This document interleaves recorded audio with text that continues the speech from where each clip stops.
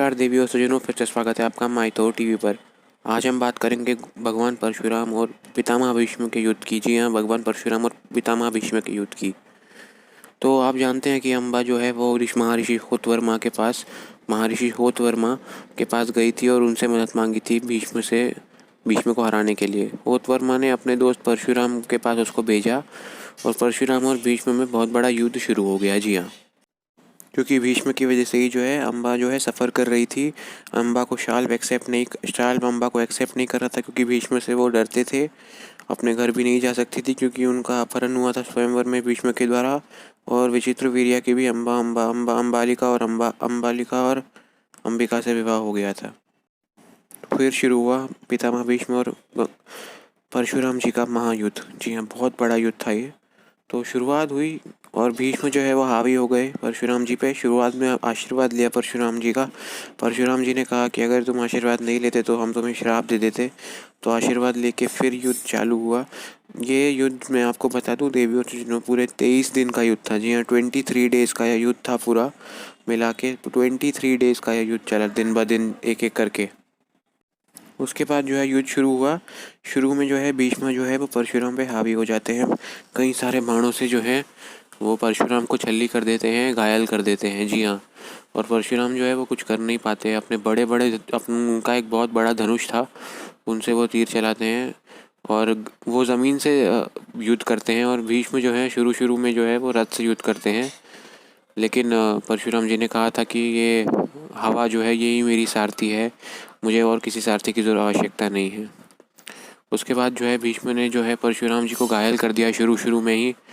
और भीष्म ने एक महाप्रज्वलित बाण अपने जो धनुष है उस पर संधान किया और छोड़ दिया परशुराम जी के ऊपर। जी हाँ, लेकिन परशुराम जी ने भी एक महाप्रज्वलित बाण का संधान किया और भीष्म के वो बाण को 100 पीस में तोड़ डाला। लेकिन उसके बाद भी जो भीष्म है वो परशुराम जी को पूरी तरह से घायल कर देते हैं। परशुराम जी को बहुत क्रोध आता है। वो साइड में जाके, मतलब दूसरी दिशा से एक तीर चलाते हैं जो भीष्म के छाती पे लगता है और भीष्म वहीं पर बेहोश हो जाते हैं। जी हाँ, भीष्म वहीं पर बेहोश हो जाते हैं और ये बैटल का बहुत ही टर्निंग पॉइंट होता है, क्योंकि भीष्म जो है वो बेहोश हो जाते हैं और उनके सारथियों ने उस जगह से लेके चले जाते हैं। जी हाँ, और वो बेहोश हो जाते हैं, उन्हें कुछ पता भी नहीं होता है वो कहाँ हैं। वो सारथी जब वो उठते हैं तो उनको सारथी वो पूछते हैं कि क्या हुआ, तो उन्हें बताते हैं क्या क्या हुआ। और वो सारथी को बोलते हैं कि वापस चलो युद्ध भूमि पर परशुराम जी के पास। तो वो युद्ध भूमि में वापस जाते हैं और वापस एक अगले दिन फिर से युद्ध शुरू होता है परशुराम और भीष्म के बीच में। जी हाँ, बहुत समय तक आम बाणों से युद्ध होता है, लेकिन कोई भी एक दूसरे की बराबरी नहीं कर पाता। भीष्म के उत्तर परशुराम के पास होते हैं और परशुराम के उत्तर भीष्म के पास होते हैं।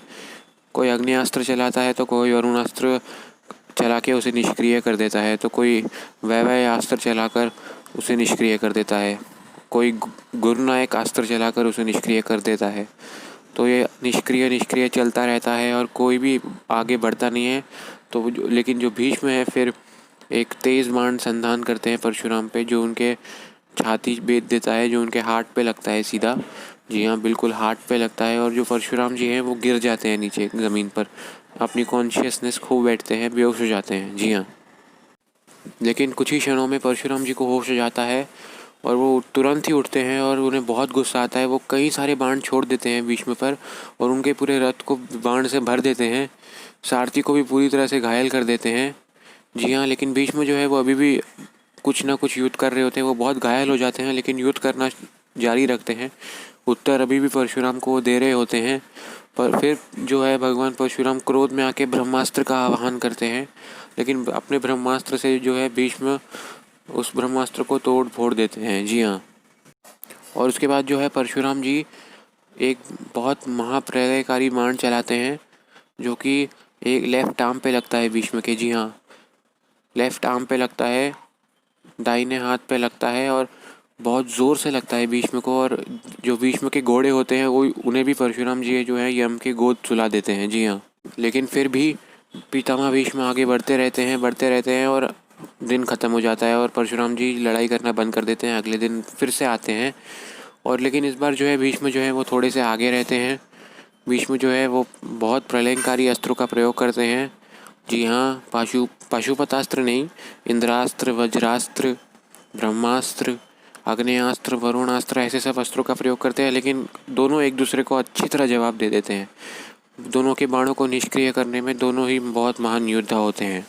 फिर ऐसे ही कई दिनों तक युद्ध चलता रहता है और एक दिन के युद्ध में परशुराम जी जो है वो आगे बढ़ जाते हैं। भीष्म से एक बहुत ही तेज़ बाण छोड़ते हैं भीष्म के हाथ पर, जो उनके दिल पे लग जाता है और भीष्म जो है वो गिर जाते हैं अपने रथ में ही। जी हाँ, और पूरी तरह से बेहोश हो जाते हैं। जो खून है वो उनके वहाँ से निकल रहा होता है। सारथी को भी मार देते हैं परशुराम जी। खून उनके शरीर से निकलना उत्पन्न हो जाता है। लेकिन तभी एक चमत्कार होता है। 8 ब्राह्मण जो है वो सामने बैठे रहते हैं। जी हाँ, 8 ब्राह्मण एक देवता के रूप में बैठे रहते हैं, जो भीष्म को पानी दे के जगाते हैं। परशुराम जी को लगा होता है कि भीष्म मर चुके हैं और वो बहुत ही ज़ोर ज़ोर से अपने जश्न बना रहे होते हैं और वहाँ से चले जा चुके होते हैं।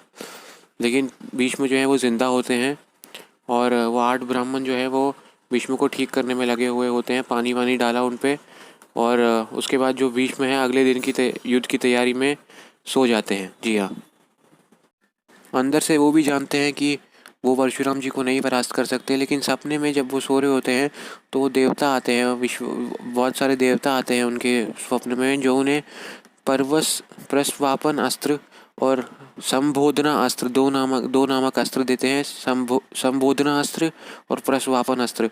प्रस्वापन से जो है परशुराम सो जाते हैं और संबोधना से अपने गुरु को वापस निद्रा से निकालने के लिए वो ये अस्त्र होता है, संबोधना अस्त्र। और प्रस्वापन अस्त्र जो होता है वो सुलाने के लिए होता है। जी हाँ, ये देते हैं और इसे बोलते हैं कि ये पूरी दुनिया में सिर्फ तुम ही जानते हो, तो इसे परशुराम जी के ऊपर छोड़ देना। तो अगले दिन के युद्ध में जब युद्ध चल रहा होता है तो भीष्म जो है इस अस्त्र का प्रयोग करते हैं। शुरुआत में तो ब्रह्मास्त्र का उत्तर दे देते हैं अपने ब्रह्मास्त्र से, लेकिन बाद में जो है वो अपना प्रस्वापन अस्त्र छोड़ देते हैं। लेकिन जैसे ही वो प्रस्वापन अस्त्र छोड़ते हैं, वो देवता सामने प्रकट हो जाते हैं और उन्हें बोलते हैं कि अपने गुरु के साथ ऐसा मत करो और ये युद्ध अभी यहीं रोक दो।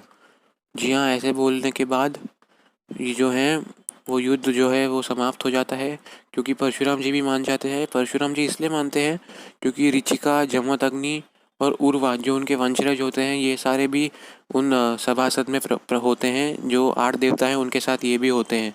तो परशुराम जी जो है इन सब की बात मान जाते हैं और युद्ध यहीं समाप्त हो जाता है और अम्बा को जो है वो प्रॉपर जस्टिस नहीं मिल पाता है।